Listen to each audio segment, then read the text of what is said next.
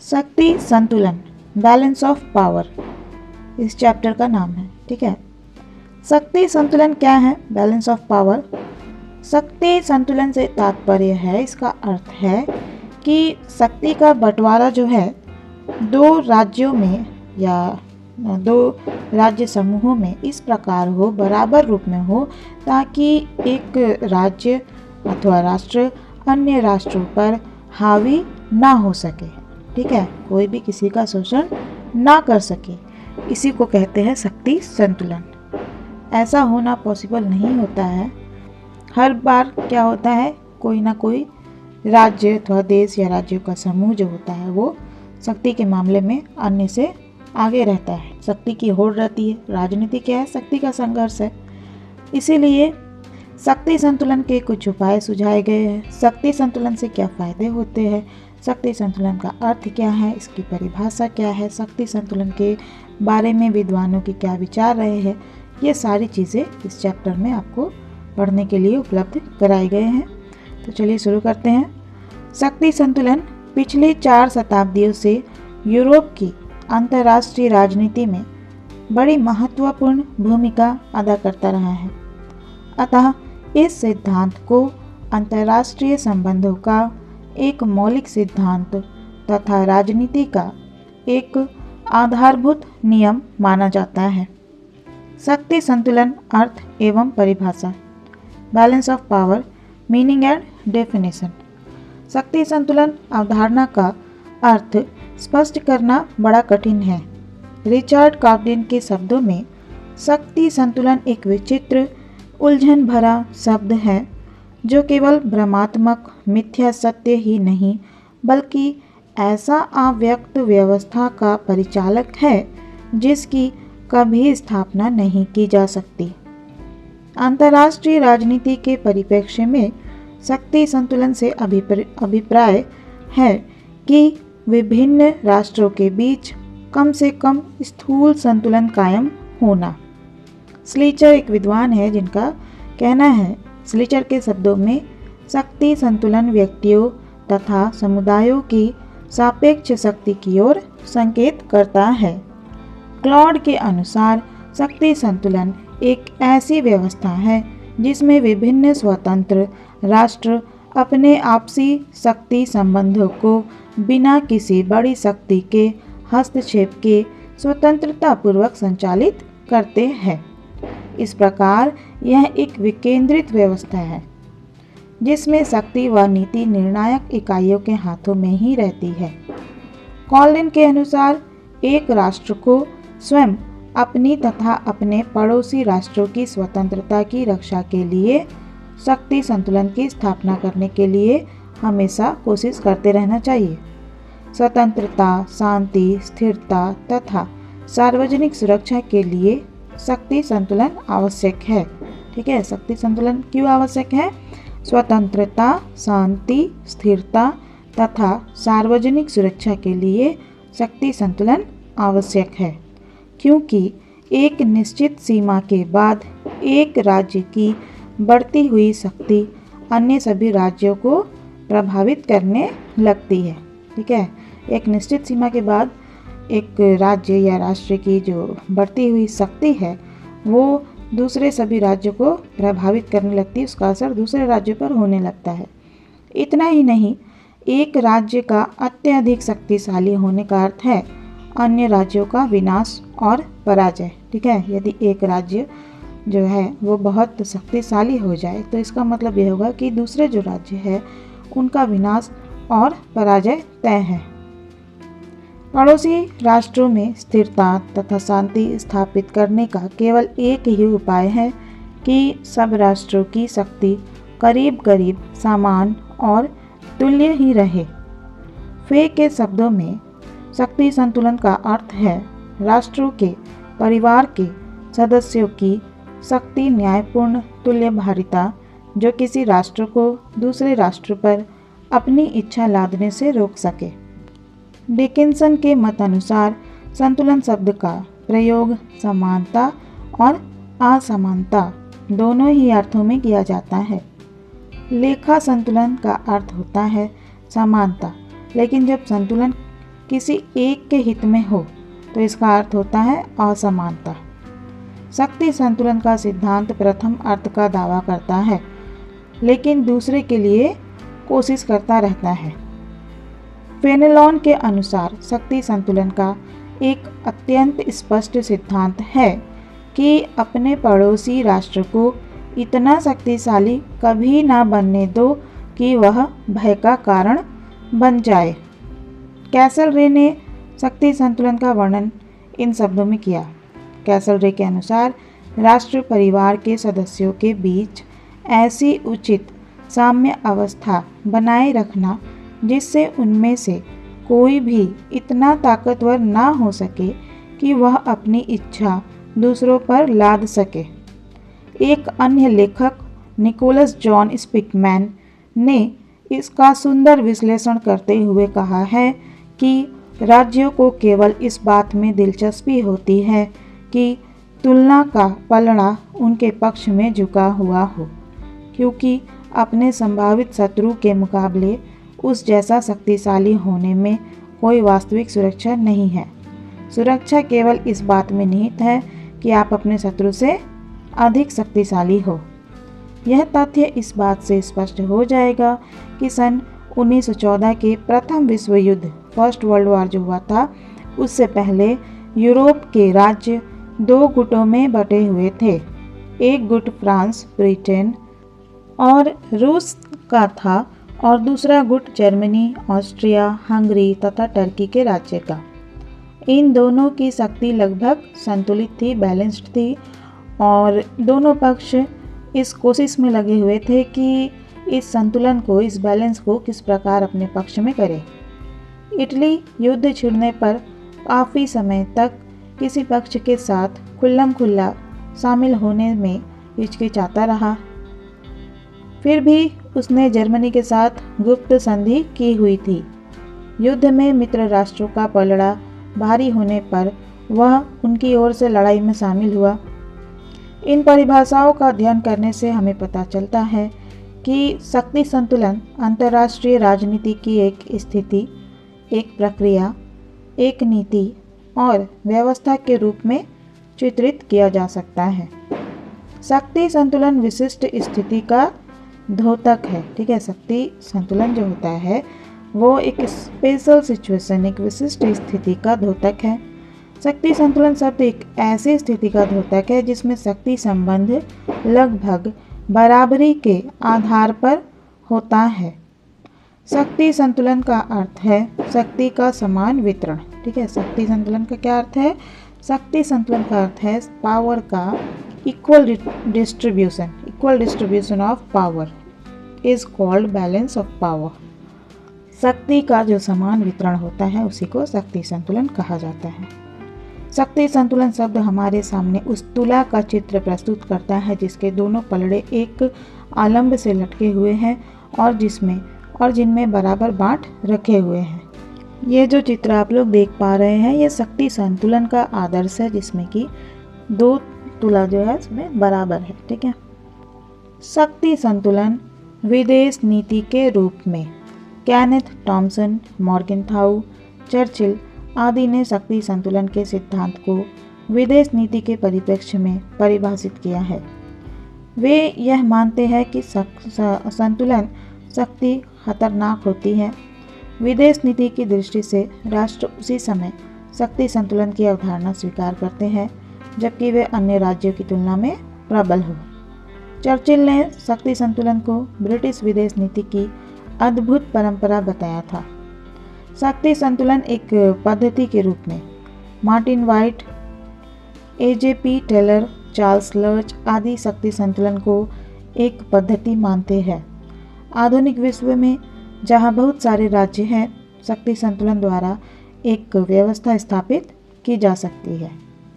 Ernest Haas ने शक्ति संतुलन अवधारणा के 8 अर्थ बताए हैं जो इस प्रकार है। ठीक है, यहाँ से एक ऑब्जेक्टिव निकल रहा है कि अर्नेस्ट हॉस ने शक्ति संतुलन की अवधारणा के कितने अर्थ बताए हैं? तो 8 अर्थ बताए हैं। ठीक है, शक्ति संतुलन से अभिप्राय है शक्ति का वितरण, balance meaning distribution of power. सामान्य अर्थ में शक्ति संतुलन का अर्थ है शक्ति का वितरण, डिस्ट्रीब्यूशन ऑफ पावर। जब कोई राजनीतिज्ञ यह कहता है, जब कोई पॉलिटिशियन ये कहता है कि शक्ति का संतुलन बदल गया हो, परिवर्तित हो गया, तो उसका तात्पर्य होता है कि उसका विरोधी पहले की तुलना में उससे अधिक शक्तिशाली हो गया है। शक्ति संतुलन से अभिप्राय है शक्ति की साम्यावस्था, बैलेंस मीनिंग इक्विलिब्रियम। शक्ति संतुलन से अभिप्राय है दो प्रतियोगी राष्ट्रों, गुटों, राष्ट्रों के समूहों अथवा प्रतिस्पर्धी दलों में शक्ति की तुल्यभारिता या समानता। शक्ति संतुलन से अभिप्राय है शक्ति की प्रबलता, बैलेंस मीनिंग हेजमनी। संतुलन से अभिप्राय होता है शक्ति की प्रबलता। संतुलन शक्ति के वितरण का वह तंत्र है जिसमें प्रत्येक राज्य और उसके मित्र राज्य शक्ति की अति अधिकता हासिल करना चाहते हैं। शक्ति संतुलन से अभिप्राय है स्थिरता तथा शांति, balance meaning stability and peace. अंतर्राष्ट्रीय राजनीति में शांति और स्थिरता लाने वाला सिद्धांत जो है संतुलन का सिद्धांत है। संतुलन यथास्थिति की नीति का समर्थन करता है और यथास्थिति से स्थिरता आती है। शक्ति संतुलन से आक्रमण रोकने में मदद मिलने की बात कही जाती है और इसका पक्ष पोषण इस आधार पर किया जाता है कि इसमें शांति लाने की क्षमता है। शांति लाने की क्षमता किसमें है? शक्ति संतुलन में। ठीक है, जब पावर जो है इक्वल डिस्ट्रीब्यूट हो जाए तो क्या होगा? संघर्ष ही नहीं होगा, तो इस तरह शांति स्थापित हो जाएगी। इसलिए कहा गया है कि शक्ति संतुलन में शांति लाने की क्षमता है। शक्ति संतुलन से अभिप्राय है अस्थिरता तथा युद्ध, balance meaning instability and war. ऐसा भी कहा जाता है कि संतुलन से अस्थिरता तथा युद्ध की स्थिति का निर्माण होता है। प्रथम विश्व युद्ध छिड़ने का कारण यह था कि जर्मनी को यह गलतफहमी थी कि उसकी शक्ति उसके विरोधियों की शक्ति को संतुलित कर सकती है। शक्ति के संतुलन से भय और अविश्वास बढ़ता है जिसका परिणाम युद्ध होता है। शक्ति संतुलन से अभिप्राय शक्ति की राजनीति, बैलेंस मीनिंग पावर पॉलिटिक्स। ऐसा भी कहा जाता है कि शक्ति संतुलन के लिए संघर्ष वस्तुतः शक्ति का संघर्ष है। The struggle for the balance of power in effect is the struggle for power. शक्ति संतुलन और शक्ति संघर्ष पर्यायवाची है। Power of pure power and the balance of power are here merged into one concept. Ernst Haas ने शक्ति संतुलन अवधारणा के जो 8 अर्थ बताए हैं उसका 7वां अर्थ यह है शक्ति संतुलन एक सार्वभौमिक सिद्धांत के रूप में, balance as implying universal law of history. संतुलन एक सार्वभौमिक नियम है। जहाँ राष्ट्र राज्य व्यवस्था होगी वहाँ किसी न किसी प्रकार का संतुलन अवश्य रहेगा, चाहे यूनान के नगर राज्य हो या इटली के राज्य अथवा द्वितीय विश्व युद्ध सेकेंड वर्ल्ड वार के बाद की विश्व राजनीति। संतुलन के नियम को अवश्य ध्यान में रखा जाता है। शक्ति संतुलन एक व्यवस्था के रूप में तथा नीति निर्माताओं के लिए मार्गदर्शक, balance as a system and guide to policy making. संतुलन को अंतर्राष्ट्रीय राजनीति की एक व्यवस्था या तंत्र के रूप में देखा जाता है। ठीक है, बैलेंस जो है इसको इंटरनेशनल पॉलिटिक्स की एक सिस्टम या तंत्र के रूप में देखा जाता है। इस अर्थ में शक्ति संतुलन एक बहुराज्य विश्व में अंतर्राष्ट्रीय संबंधों के कार्य करने की एक विशेष प्रकार की व्यवस्था का वाचक होता है। शक्ति संतुलन अंतर्राष्ट्रीय राजनीति में शक्ति कारक के महत्व को प्रतिपादित करता है तथा विदेश नीति के निर्माण में शक्ति संतुलन को ध्यान में रखे जाने पर जोर देता है। शक्ति संतुलन का आदर्श रूप है लेफ्ट साइड में और शक्ति संतुलन की वास्तविकता जो है आपको राइट साइड में दर्शाया गया है पिक्चर में। हॉन्स जे मॉर्गेनथाउ ने शक्ति के 4 अर्थ बताए हैं। पहला, राज्यों में शक्ति के वितरण पर जोर देने वाली नीति, a policy aimed at bringing about a certain power distribution. दूसरा, अंतर्राष्ट्रीय राजनीति के यथार्थवादी स्वरूप का चित्रण करने वाला सिद्धांत, a description of any actual state of affairs in international politics. तीसरा, अंतर्राष्ट्रीय राजनीति में शक्ति का समान वितरण, an approximately equal distribution of power internationally. तथा चौथा है, अंतर्राष्ट्रीय संबंधों में राजनीतिक शक्ति वितरण को प्रकट करने वाली शब्दावली, a term describing any distribution of political power in international relations. शक्ति संतुलन क्या है आपने जान लिया। अब शक्ति संतुलन की विशेषताएं क्या है ये जानेंगे। Characteristics of balance of power. शक्ति संतुलन की कई विशेषताएं उल्लेखनीय है कि यह वर्तमान स्थिति स्टेटस को बनाए रखने का प्रयत्न करता है, कोशिश करता है। प्रथम विश्व युद्ध के बाद पेरिस के समझौते और शांति संधियों द्वारा स्थापित की गई व्यवस्था को फ्रांस और उसके मित्र राज्यों ने बनाए रखने का प्रयत्न किया या कोशिश किया। इसकी दूसरी विशेषता यह है कि शक्ति संतुलन महाशक्तियों का खेल है। ठीक है, शक्ति संतुलन की दूसरी विशेषता यह है कि यह शक्ति संतुलन जो है महाशक्तियों का खेल है। इसमें प्रधान रूप से बड़ी शक्तियाँ ही भाग लेती है। छोटी शक्तियाँ तो तुला के हल्के बाटों की तरह होती है। शक्ति संतुलन की तीसरी विशेषता यह है कि शक्ति संतुलन कभी वास्तविक रूप में नहीं होता है। यह निरंतर बदलता रहता है और इसकी असली परीक्षा लड़ाई से होती है। पामर एवं पर्किंस ने शक्ति संतुलन सिद्धांत की 7 विशेषताओं का उल्लेख किया है। ठीक है, पामर एंड पर्किंस ने शक्ति संतुलन बैलेंस ऑफ पावर के सिद्धांत का थ्योरी का जो है 7 विशेषताओं को उल्लेख किया है, जो इस प्रकार है। पहला, शक्ति संतुलन से अभिप्राय है तुल्य भारिता अथवा संतुलन। ठीक है, शक्ति संतुलन से अभिप्राय है संतुलन, बैलेंस। परंतु इतिहास का प्रत्येक विद्यार्थी जानता है कि शक्ति इतना अस्थिर तत्व है कि शक्ति संबंध सदैव परिवर्तित और चलायमान होते हैं। इतिहास में तो सबसे स्थायी रूप से कार्य करने वाला तत्व असंतुलन है। शक्ति संतुलन स्थापित करने के लिए राज्यों को सदैव प्रयत्नशील रहना पड़ता है। ठीक है, शक्ति संतुलन जो है इसको स्थापित करने के लिए राज्यों को हमेशा कोशिश करते रहना पड़ता है। स्पाइकमैन के शब्दों में शक्ति संतुलन कोई दैवी वरदान नहीं है, बल्कि मानव द्वारा निरंतर हस्तक्षेप करके स्थापित की जाने वाली एक स्थिति है। ये जो पॉलिसी होती है, नीति होती है, वो यथापूर्व यानी पहले जैसी जो स्थिति है उसको ज्यों का त्यों बनाए रखने की नीति है। लेकिन जो नीतियाँ यथापूर्व स्थिति के पक्ष में होती है और नए परिवर्तनों को स्वीकार करने के विरोधी होती है, वह हमेशा असफल होती है। शक्ति संतुलन की नीति तभी सफल हो सकती है जब वह केवल प्रतिगामी नीति न होकर गतिशील और अनिवार्य परिवर्तनों को स्वीकार करने की क्षमता रखती हो। यह कहना अत्यंत कठिन है कि पूर्ण शक्ति संतुलन स्थापित हो गया है, क्योंकि शक्ति तत्व को मापना और स्थिर कर सकना असंभव है। 2 शक्ति गुटों की स्थिति बराबर है अथवा नहीं, इसका परीक्षण केवल एक स्थिति में किया जा सकता है और वह है युद्ध। ठीक है, दो शक्ति गुट जो है, जो 2 शक्ति गुट होती है उसकी स्थिति बराबर है या नहीं, इसका परीक्षण सिर्फ एक सिचुएशन में किया जा सकता है और वो है युद्ध, वॉर। जिस शक्ति संतुलन की रक्षा के लिए युद्ध लड़ा जाता है, युद्ध की समाप्ति पर उसकी स्थापना कर पाने का कोई प्रश्न ही नहीं रहता। युद्ध की समाप्ति के बाद एकदम नया शक्ति संतुलन स्थापित हो जाता है। पुराने शक्तिशाली देश शक्तिहीन हो जाते हैं और नए देश युद्ध में शक्तिशाली होकर उभरते हैं।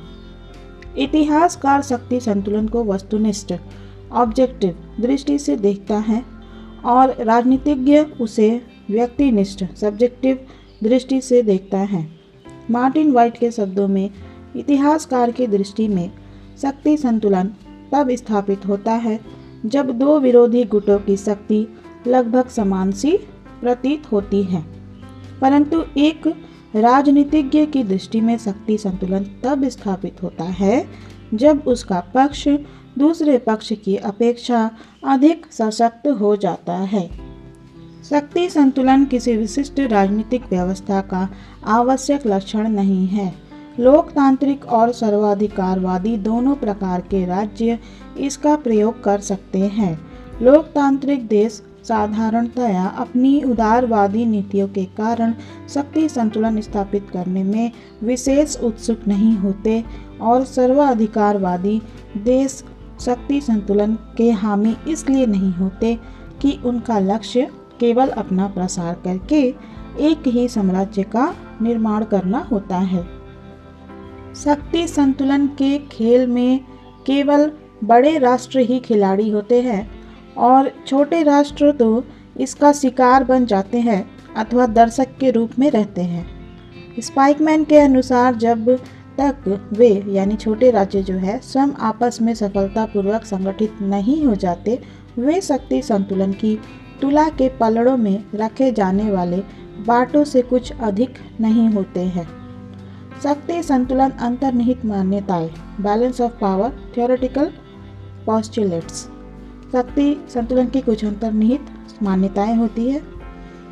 क्विंसी राइट ने शक्ति संतुलन सिद्धांत में निहित 5 मान्यताओं एजम्पशंस का उल्लेख किया है।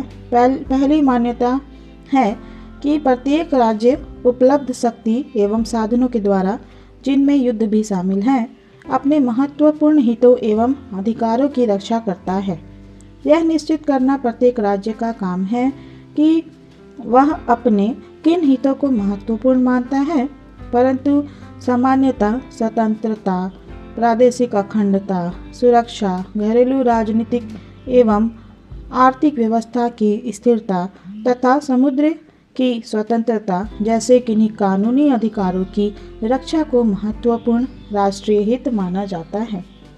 दूसरी मान्यता है कि राज्यों के महत्वपूर्ण हितों को या तो खतरा उपस्थिति होता है या उनके लिए संकट की संभावना हमेशा बनी रहती है।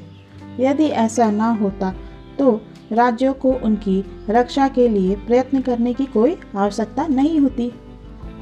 तीसरी मान्यता है कि शक्ति संतुलन या तो अन्य राज्यों को आक्रमण का भय दिखाकर महत्वपूर्ण हितों की रक्षा में सहायक होता है या आक्रमण होने पर आक्रमणकारी पक्ष पर विजय प्राप्त करके मार्मिक हितों की रक्षा करता है।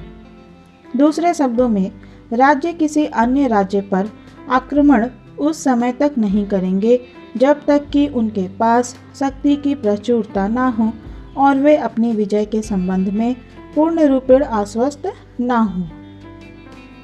यह हो सकता है कि कोई राज्य यह समझता हो कि उसकी शक्ति दूसरे देश की शक्ति से अधिक है, जबकि वह सचमुच अधिक ना हो। चौथी मान्यता है कि राज्यों की शक्ति का ठीक मूल्यांकन किया जा सकता है और भविष्य में उनकी शक्ति क्या होगी इसका भी अनुमान लगाया जा सकता है। पांचवी मान्यता है कि राजमर्मज्ञ अपनी विदेश नीति के निर्णय शक्ति संबंधी तथ्यों की सूझबूझ के साथ और सोच समझकर करते हैं।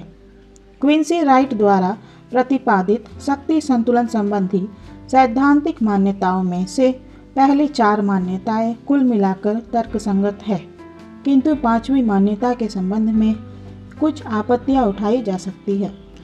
पहला, यदि शक्ति संतुलन के द्वारा किसी राज्य को अपने महत्वपूर्ण हितों की रक्षा करनी है तो उन हितों का स्पष्टीकरण क्लैरिफिकेशन होना आवश्यक है, जबकि यथार्थ में राज्य के भीतर नीति निर्धारकों में राष्ट्रीय हितों के संबंध में सहमति नहीं पाई जाती। दूसरा, नीति निर्धारक जब अपने राष्ट्रीय हितों को ठीक प्रकार से नहीं जान सकते तो वे उन राज्यों की क्षमता और शक्ति का सही अनुमान कैसे लगा सकते हैं जिनसे उनके हितों को आँच पहुँच रही है या आँच पहुँचने की आशंका है।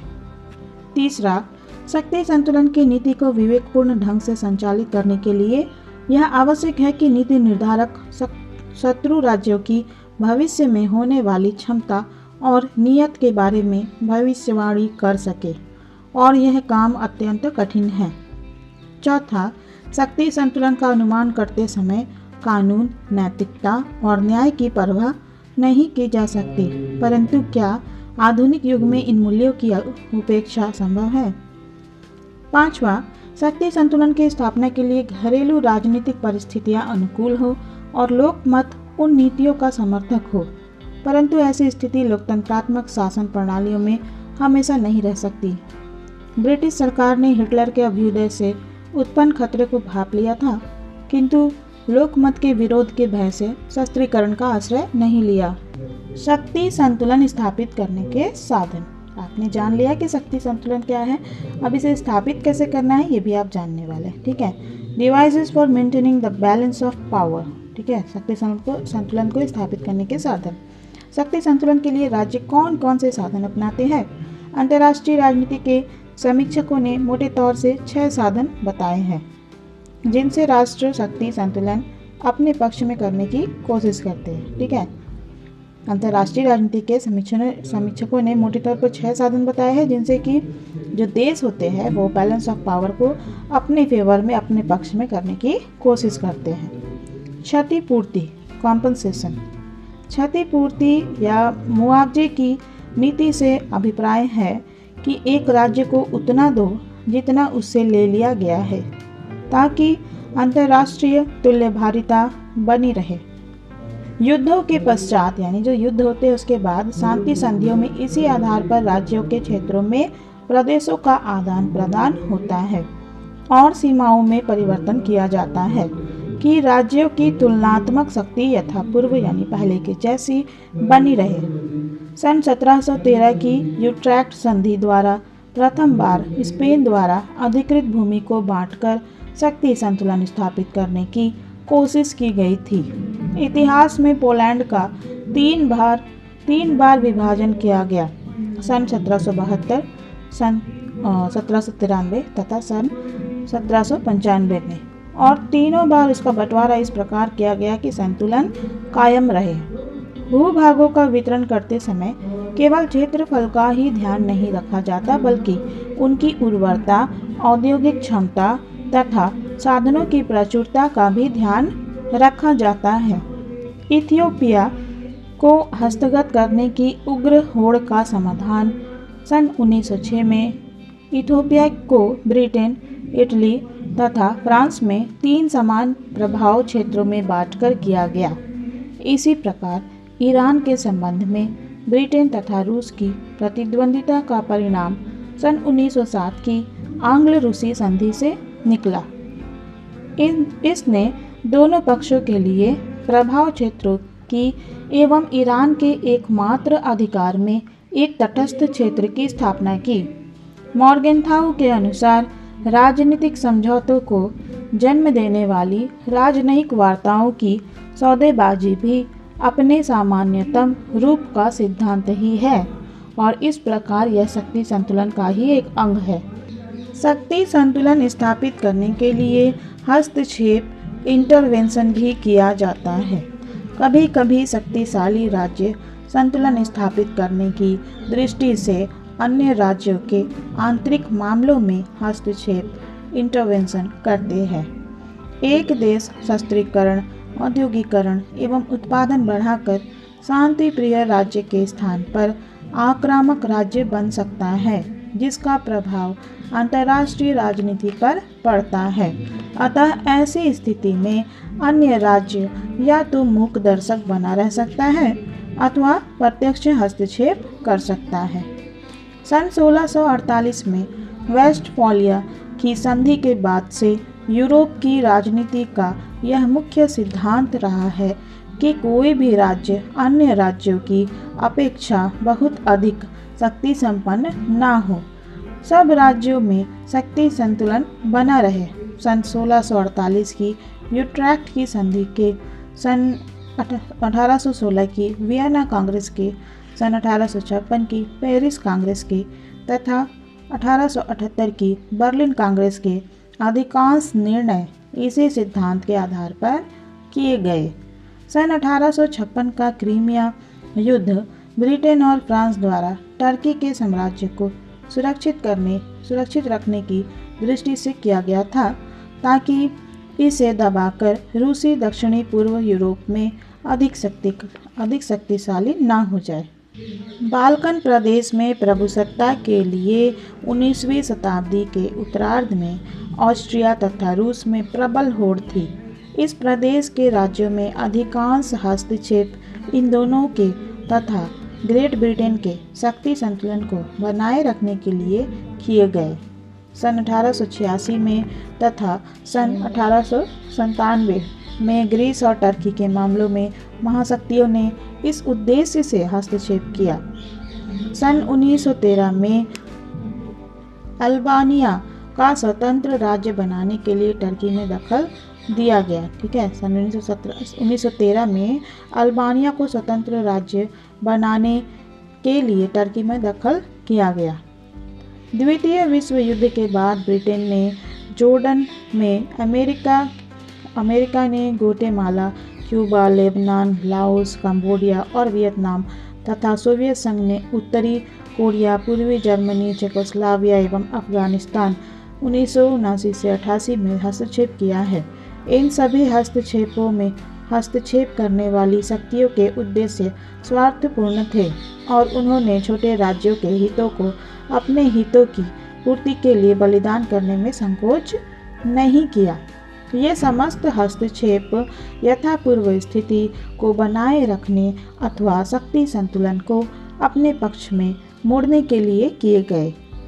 हस्तक्षेप की अंतिम उग्र स्थिति में युद्ध होता है। युद्ध सदैव यथास्थिति को बनाए रखने के लिए प्रारंभ किए जाते हैं, जबकि युद्ध के बाद शक्ति संतुलन की स्थिति जो है बदल जाती है। शस्त्रीकरण जो है शक्ति संतुलन स्थापित करने का एक यंत्र है, एक साधन है। आर्मामेंट। मॉर्गेनथाउ के अनुसार जिन प्रधान साधनों द्वारा एक राष्ट्र अपनी शक्ति से शक्ति संतुलन बनाए रखने अथवा उसको पुनः स्थापित करने का कोशिश करता है, अस्त्र शस्त्र है। जब कभी कोई राष्ट्र अपनी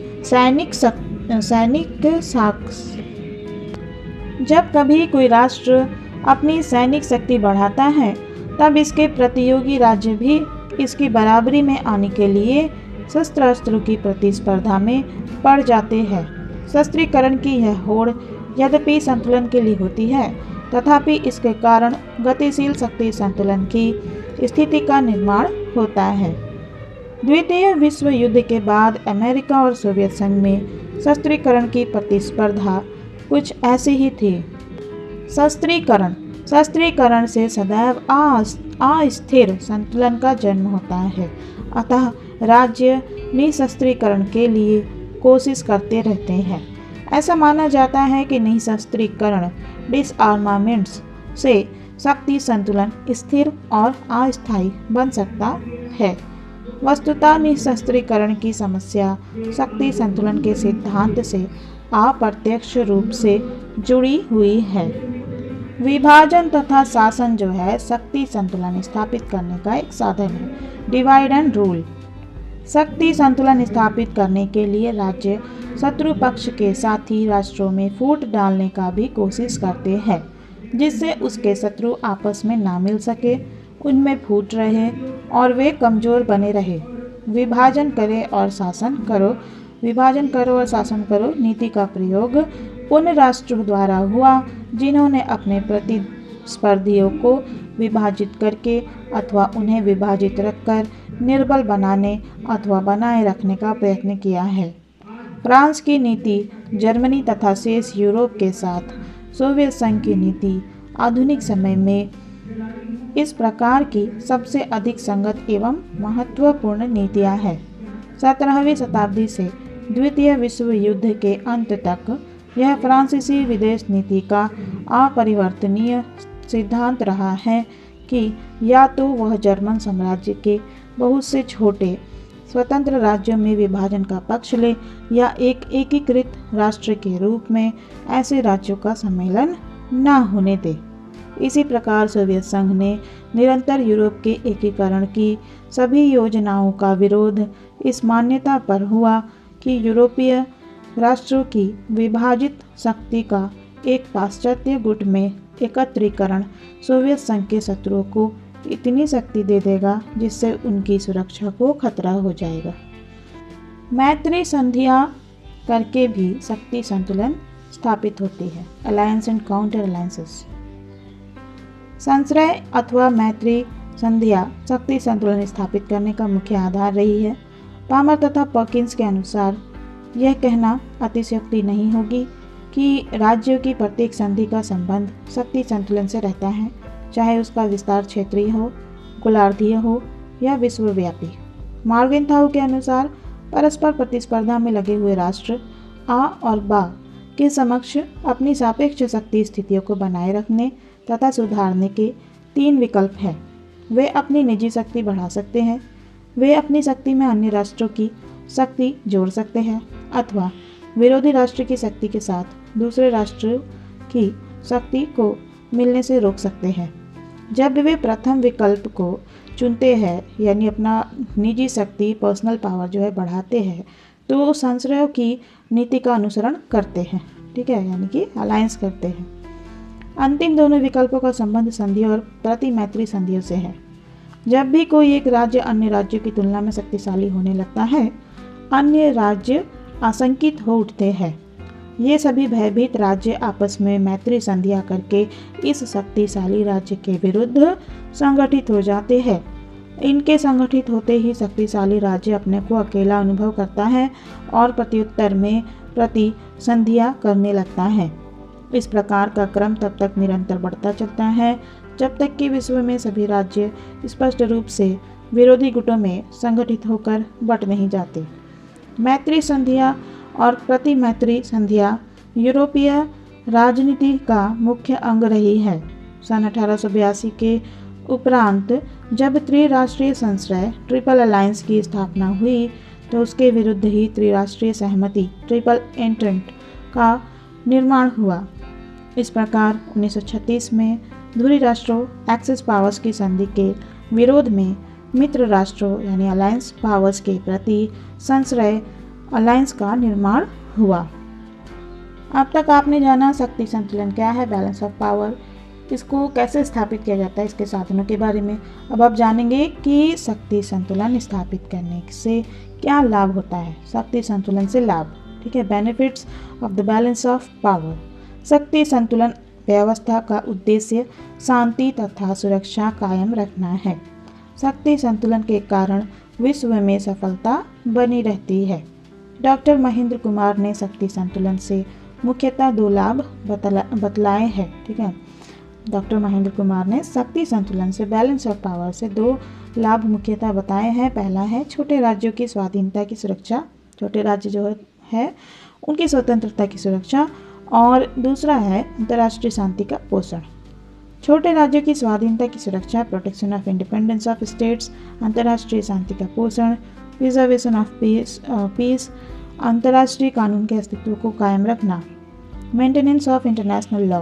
छोटे राज्यों की स्वाधीनता की सुरक्षा कैसे करती है शक्ति संतुलन, चलिए जानते हैं। शक्ति संतुलन से छोटे राज्यों की जो स्वाधीनता होती है, स्वतंत्रता होती है, वह बनी रहती है। यदि सभी राष्ट्र समान रूप से शक्तिशाली होंगे तो किसी भी राष्ट्र को प्रबल शक्ति होने का अवसर नहीं मिलेगा, ठीक है। यदि सभी राष्ट्र, सभी देश जो है समान इक्वली पावरफुल होंगे तो किसी भी राष्ट्र को प्रबल शक्ति यानी मोस्ट पावरफुल होने का अवसर जो है, चांस जो है नहीं मिलेगा। प्रथम शक्ति वाला राष्ट्र ही महत्वाकांक्षी और आक्रमणकारी बन सकता है। अतः शक्ति के समान वितरण से, इक्वल डिस्ट्रीब्यूशन से, संतुलन से छोटे राज्यों की स्वाधीनता, छोटे राज्य जो है इनकी स्वतंत्रता को खतरा नहीं होगा। अंतर्राष्ट्रीय शांति का पोषण। ऐसी भी मान्यता है कि शक्ति संतुलन में अंतर्राष्ट्रीय शांति बनी रहती है। बैलेंस ऑफ पावर से क्या होता है, इंटरनेशनल पीस जो है बना रहता है। यदि विविध राष्ट्रों या राष्ट्र समूहों में शक्ति का समान वितरण हो तो कोई भी एक राष्ट्र या राष्ट्र समूह आक्रमणकारी बनने का साहस नहीं करेगा। संतुलन को कायम रखने के लिए आक्रमण को रोकना निसंदेह शांति को कायम रखना है। किंतु उपयुक्त दोनों लाभों की आलोचना की जाती है। आलोचक जो है यह स्वीकार करने के लिए तैयार नहीं है कि शक्ति संतुलन से छोटे राज्यों की स्वाधीनता या स्वतंत्रता की सुरक्षा होती है। आलोचकों का कहना है कि शक्ति संतुलन के नाम पर राष्ट्रों के समूह एवं गुटबंदियां बनती है। इन गुटबंदियों में बड़े और छोटे सभी राज्य शामिल होते हैं। जैसे अमेरिका ने नाटो, सीटो और सोवियत संघ ने वार्सा पैक्ट बनाया। इन सारे शक्ति संतुलन तंत्र में होने वाली जोड़ तोड़ और राजनीतिक दांवपेच की प्रक्रिया प्रमुख होती है। शक्ति संतुलन के नाम पर पनपती गुटबंदियों से छोटे राज्यों की निर्णय प्रक्रिया नियंत्रित हो जाती है। ठीक है, जो बैलेंस ऑफ पावर है उसकी वजह से जो गुटबंदियाँ होती है छोटे राज्यों की निर्णय प्रक्रिया डिसीजन प्रोसेस नियंत्रित होती है इससे। आलोचकों का भी यह कहना है कि शांति को शक्ति संतुलन का मुख्य उद्देश्य घोषित नहीं किया जा सकता। यथार्थ में शक्ति को संतुलित करने के विचार से ही यह बात ध्वनित होती है कि उसमें आस्था रखने वाला शांति की अपेक्षा किसी अन्य वस्तु को अधिक महत्वपूर्ण मानता है। यह तथ्य इस बात से प्रमाणित होता है कि राज्यों को संतुलन कायम रखने के लिए युद्ध का आश्रय लेने में संकोच नहीं होता। यह सच है कि शक्ति संतुलन भूतकाल में शांति कायम रखने के एक तंत्र के रूप में बहुत सफल रहा है। 19वीं शताब्दी में यूरोप में युद्ध तो बहुत बार हुए, पर शक्ति संतुलन व्यवस्था ने उन युद्धों को स्थानबद्ध और सीमित किया। 18वीं सदी में निरंतर युद्ध होते रहते थे और 19वीं सदी में नेपोलियन के युद्ध के बाद प्रायः पूर्ण शांति रही। क्या इसका कारण शक्ति संतुलन की स्थापना था? वस्तुतः इस शांति का कारण शक्ति संतुलन न होकर शक्ति की प्रबलता थी। नेपोलियन के युद्धों के बाद विशेष रूप से इंग्लैंड के पास शक्ति की बहुत अधिक विपुलता थी। शक्ति की विपुलता के कारण ही प्रथम विश्व युद्ध से पहले की शताब्दी को ब्रिटिश सर्वोच्चता की शताब्दी कहा जाता है। अतः यह कहना अधिक तर्कसंगत होगा कि सन 1815 से 1914 की अवधि की शांति शक्ति संतुलन के कारण नहीं बल्कि ब्रिटिश शक्ति की विपुलता के कारण थी। प्रथम विश्व युद्ध के बाद अमेरिका के पास शक्ति की विपुलता देखी गई। दोनों विश्व युद्धों के बीच मित्र राष्ट्रों के पक्ष में शक्ति की बहुतायत रही। ऑर्गेन्स्की ने लिखा है कि शक्ति संतुलन की जिन अवधियों को शांति की अवधियाँ माना जाता है वे वास्तव में युद्ध की अवधियाँ रही है और शक्ति की अत्यधिकता की अवधियों में ही शांति बनी रही है। अंतर्राष्ट्रीय कानून के अस्तित्व को कायम रखना। शक्ति संतुलन जो है इससे क्या लाभ है? शक्ति संतुलन अंतर्राष्ट्रीय कानून के अस्तित्व को कायम रखने में सहायक होती है। शक्ति संतुलन का एक अन्य लाभ है कि इसके कारण अंतर्राष्ट्रीय कानून का अस्तित्व बना रहता है। ओपेनहीम इसी दृष्टिकोण को मानते हुए कहते हैं कि अंतर्राष्ट्रीय कानून के अस्तित्व के लिए शक्ति संतुलन एक अनिवार्य अवस्था है। ठीक है, अंतर्राष्ट्रीय कानून के अस्तित्व को बचाने के लिए, इसको संरक्षित करने के लिए शक्ति संतुलन जो है आवश्यक है, अनिवार्य अवस्था है। अंतर्राष्ट्रीय कानून के अस्तित्व के लिए यह आवश्यक है कि राष्ट्रों के मध्य शक्ति का संतुलन हो। अंतर्राष्ट्रीय कानून राष्ट्रों की सहमति द्वारा मान्य होता है। अंतर्राष्ट्रीय कानून को लागू करने वाली कोई केंद्रीय सत्ता नहीं है, अतः शक्ति संतुलन द्वारा ही किसी राष्ट्र को सर्वशक्तिमान होने से रोका जा सकता है। अतः शक्ति संतुलन पर ही अंतर्राष्ट्रीय कानून का क्रियान्वयन व संचालन आधारित है। परंतु वर्तमान में विचारकों का मत है कि अंतर्राष्ट्रीय कानून व उसका क्रियान्वयन शक्ति संतुलन व्यवस्था पर आधारित न होकर अधिक से अधिक अंतर्राष्ट्रीय संगठनों, विश्व लोकमत, अंतर्राष्ट्रीय नैतिकता तथा सामूहिक सुरक्षा आदि पर निर्भर होना चाहिए। ये हो गया आपका शक्ति संतुलन चैप्टर कंप्लीट। इसका इंपॉर्टेंट एमसीक्यूज बता रही हूँ आपको। फर्स्ट क्वेश्चन है, अर्नेस्ट हास ने शक्ति संतुलन अवधारणा के कितने अर्थ बतलाए हैं? अर्नेस्ट हास ने शक्ति संतुलन बैलेंस ऑफ पावर के 8 अर्थ बतलाए। ठीक है, नेक्स्ट क्वेश्चन पूछा गया है, किसने शक्ति संतुलन की अवधारणा को विचारधारा के रूप में प्रस्तुत किया? मॉर्गनथाउ ने शक्ति संतुलन की अवधारणा को विचारधारा के रूप में प्रस्तुत किया है। ठीक है, तो करेक्ट आंसर हो गया ऑप्शन नंबर आ। नेक्स्ट क्वेश्चन दिया है, किसका वक्तव्य है कि संतुलनकारी प्रक्रम सदा संतुलन के आसपास घूमता रहता है पर यह संतुलन पर पहुंचता कभी नहीं है? ये किसने कहा है? तो J.A. शुम्पीटर जो है उन्होंने कहा कि संतुलनकारी प्रक्रम सदा संतुलन के आसपास घूमता रहता है पर यह संतुलन पर पहुंचता कभी नहीं है। ये हो गया चैप्टर कंप्लीट। वीडियो यूजफुल लगी तो इसे लाइक कर लीजिएगा, चैनल को सब्सक्राइब कर लीजिएगा और इसे शेयर करना नहीं भूलिएगा। Thank you.